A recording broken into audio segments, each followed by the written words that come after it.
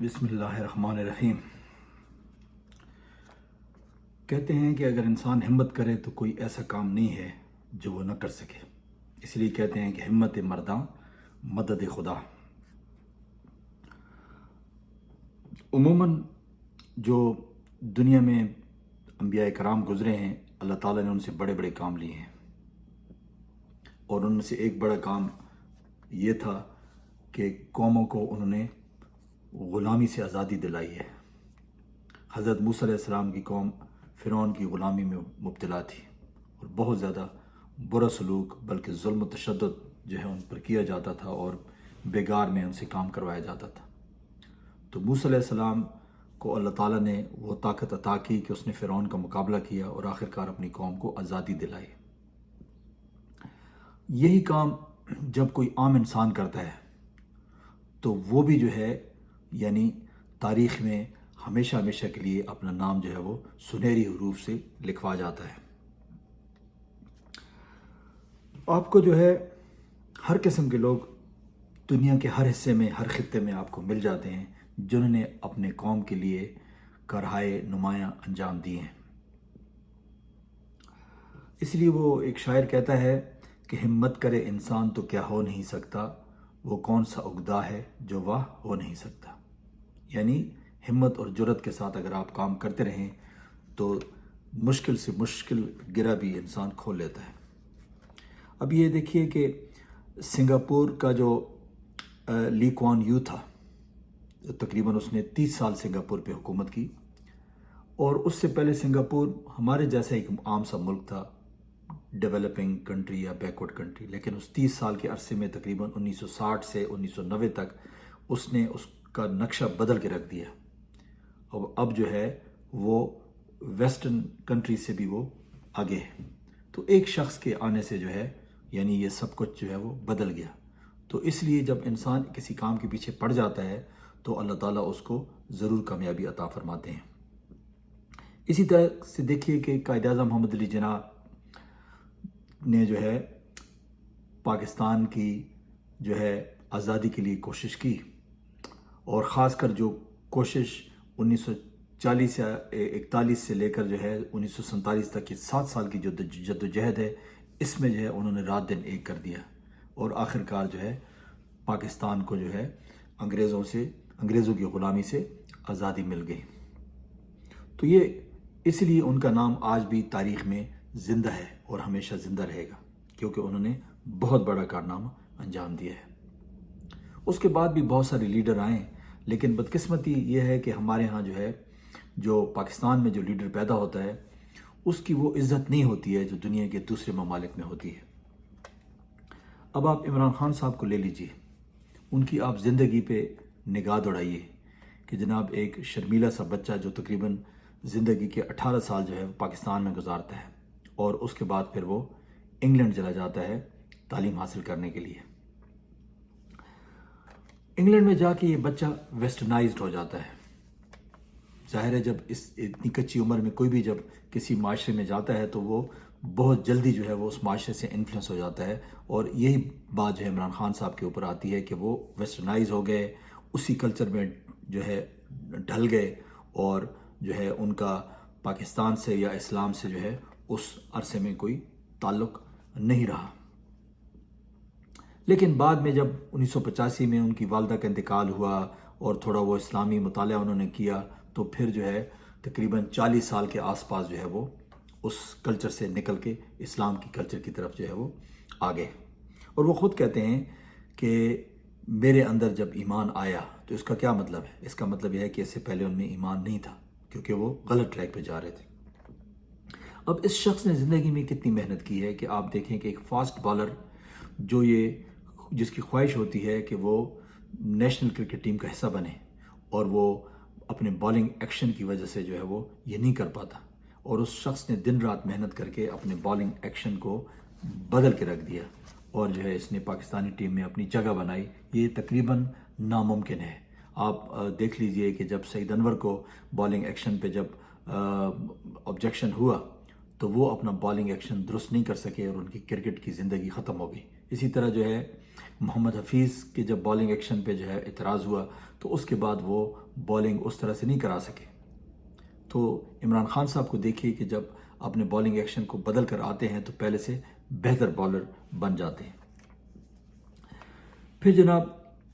1992 میں سب سے کمزور ترین ٹیم کے ساتھ انہوں نے جو ہے ورلڈ کپ کھیلا، اور جب یہ کہتے تھے کہ جناب ہم انشاءاللہ ورلڈ کپ جیت رہے ہیں تو باقی جو کھلاڑی تھے وہ کہتے تھے کہ ہمیں ہنسی آتی تھی کہ یار یہ کیا پاگل آدمی ہے، ہم تو پتہ نہیں سیمی فائنل میں پہنچ سکتے ہیں یا نہیں پہنچ سکتے ہیں، اور یہ کہتے ہیں ہم ورلڈ کپ جیت رہے ہیں.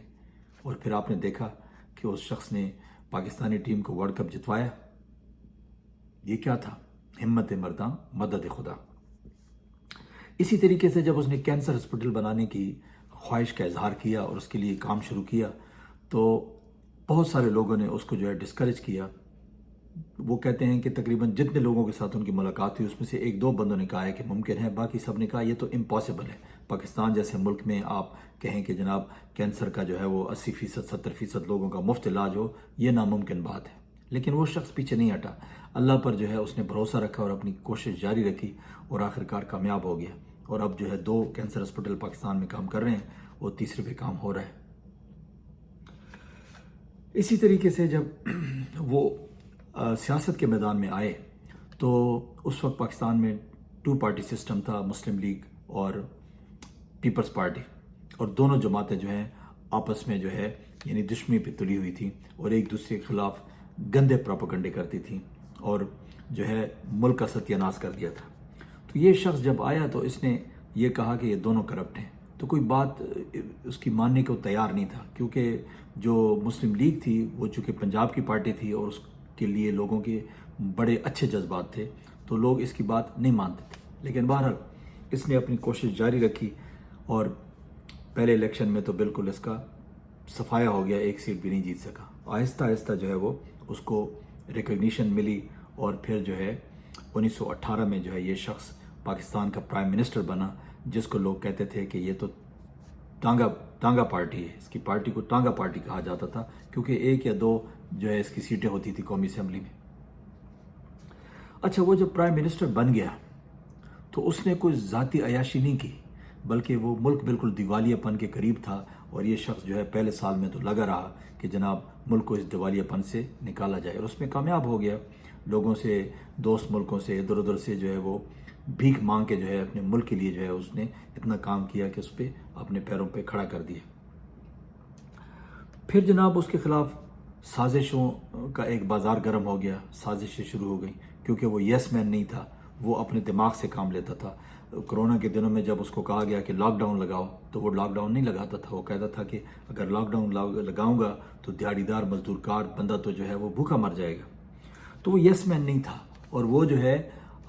ہر بات کو اپنے دماغ سے سوچتا تھا اور جو مشورے ادھر ادھر سے آتے تھے ان کی ایویلیویشن کرتا تھا. اگر کوئی صحیح ہوتا تھا تو منظور کر لیتا تھا، اور اگر کوئی ایسا مشورہ ہوتا تھا جس سے وہ سمجھتا تھا کہ ملک کو، قوم کے لیے نقصان دہ ہے تو وہ نہیں مانتا تھا. اب آج کیا صورتحال ہے؟ جب اس کو رجیم چینج آپریشن کر کے جو ہے اقتدار سے اتار دیا گیا تو اس کے خلاف ایک ظلم و ستم کا بازار گرم ہو گیا. اس کی پارٹی کو کرش کرنے کی کوشش کی گئی اور اس کے لوگوں کو جو ہے اٹھایا گیا، ان سے پریس کانفرنسیں کروائی گئیں. 9 مئی کا واقعہ جو ابھی تک جو ہے جس کے اوپر کوئی تحقیقات نہیں ہوئی، وہ جناب اس کے اوپر جو ہے تھوپ دیا گیا کہ جناب انہوں نے ایک پلانڈ ایکشن کے تحت جو ہے ملٹری انسٹالیشنز کو جو ہے انہوں نے نشانہ بنایا ہے اور ان کو نقصان پہنچایا ہے. ابھی صورتحال یہ ہے کہ الیکشن میں اس کے بینرز جو ہے وہ گرائے جا رہے ہیں، انہوں نے ان کے ورکرز کو ابھی بھی اٹھایا جا رہا ہے، ان کے کینڈیڈیٹس کو اٹھایا جا رہا ہے، ان کو جو ہے جلد سے جلوس نہیں کرنے دے رہے ہیں. باقی تمام پارٹیاں لگی ہوئی ہیں اور یہ جناب جو ہے اپنی مہم جو ہے وہ نہیں چلا پا رہے ہیں، کیونکہ جب پی ٹی آئی کا جھنڈا بھی کسی کے پاس نظر آ جائے تو اس کو بھی جو ہے اٹھا کے لے جاتے ہیں. سہراب برکت صاحب جو ہیں وہ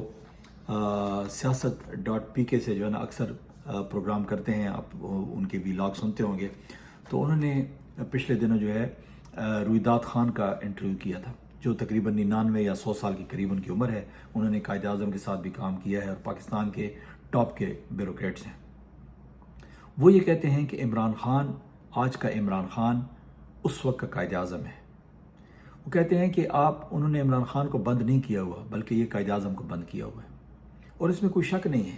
یعنی عمران خان کے خلاف جو کیسز ہیں وہ صاف پتہ چلتا ہے کہ وہ جو ہے فیبریکیٹڈ کیسز ہیں، یعنی ایک ملک کے خلاف سازش ہوتی ہے اور وہ قوم کو یہ بتاتا ہے کہ جی ہمارے ملک کے خلاف یہ سازش ہوئی ہے، اس میں فلاں فلاں فلاں جو ہے وہ ملوث ہے، اور اس کو غداری کا جو ہے وہ مرتکب قرار دیا جاتا ہے اور اس کے خلاف ایکشن شروع ہو جاتا ہے۔ پھر اس کے بعد جو ہے ایسے لوگوں کو جو سزا یافتہ ہوتے ہیں یا جن کو سزا ہونے والی ہوتی ہے، قانون میں ترمیم کر کے ان کو دوبارہ واپس لایا جاتا ہے اور ان کو مسند اقتدار پر بیٹھانے کی تیاریاں شروع ہو جاتی ہیں۔ تو یہ سب پتہ چلتا ہے کہ یہ جو لوگ یہ سب کچھ کر رہے ہیں تو ان کو کہیں اور سے جو ہے ڈکٹیشن مل رہی ہے اور اس ڈکٹیشن پہ عمل درآمد ہو رہا ہے۔ تو جو یہ ہم پوری پاکستان کی تاریخ پر نظر دوڑاتے ہیں تو عمران خان صاحب کی زندگی سے ہمیں یہ سبق ملتا ہے کہ اس شخص کی جو ہے مشکلات ضرور ہوتی ہیں، اس کی زندگی میں مشکلات ضرور آئی ہیں اور آتی رہیں گی، لیکن آخری کامیابی جو ہے وہ اللہ تعالیٰ اس کو دے دیتا ہے، کیونکہ یہ شخص جو ہے اپنی یعنی جو اس کا جو مقصد ہوتا ہے اس سے وہ ایک قدم پیچھے نہیں ہٹتا ہے۔ تو آج بھی وہ اپنے مقصد پہ ڈٹا ہوا ہے، اور 8 فروری کی جو الیکشن ہے میرا خیال ہے کہ عوام جو ہے وہ اس کو سپورٹ کرے گی، اور اگر عوام نے اس کو سپورٹ کیا تو یہ پاکستان میں جو ہے ایک بہت بڑی تبدیلی کا جو ہے وہ آغاز ہوگا۔ یعنی ہم جو ہے اپنے آپ کو یہ کہہ سکتے ہیں کہ ہم اس دن واقعی یعنی صحیح معنوں میں جو ہے آزاد ہو جائیں گے، اور اس کے بعد جو ہے ہمیں جو ہے نا ویسٹ کی طرف یا کسی اور کی طرف دیکھنے کی ضرورت نہیں پڑے گی۔ ہاں مالی مشکلات ہوں گی، اور مالی مشکلات کو جو ہے وہ اس سے نکلنے کے لیے ہمیں بڑی کوششیں کرنی پڑیں گی، لیکن یہ ہے کہ ہم کم از کم جو ہے یہ کہہ سکتے ہیں کہ پاکستان یا پاکستانی ایز اے قوم جو ہے ان کی ایک شناخت ہوگی، ان کی جو ہے دنیا میں عزت ہوگی۔ تو دعا ہے اللہ تعالیٰ سے کہ ہم جو ہے اس مشکل وقت سے گزر جائیں اور ہم بھی دوسری قوموں کی طرح جو ہے دنیا میں سر اٹھا کے چل سکیں۔ تو یہ تھا آج تک کا میسج۔ اگر ہو سکے تو اس چینل کے سبسکرائب کیجئے گا، کیونکہ یہ آپ کی طرف سے ایک موٹیویشن اور سپورٹ ہوگی۔ اپنا بہت بہت خیال رکھیے گا۔ اللہ حافظ۔